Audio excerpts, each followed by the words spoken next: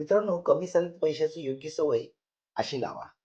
एक आहे ना, सॅलरी आली ना, की लगेच 2 अकाउंटमध्ये ना वाटायची.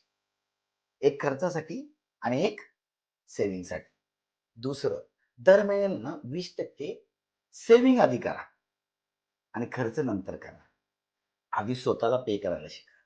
तिसरी गोष्ट, खर्च लिहिण्याची ना सवय लावा.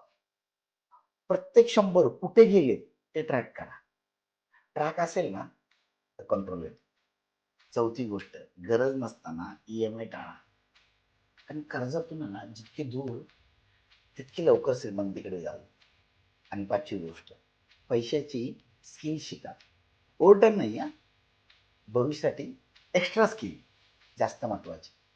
अशाच प्रकारचे रोज जर टिप्स हवे असतील, चॅनल नक्की फॉलो करा आणि शेअर करायला विसरू नका. थँक्यू.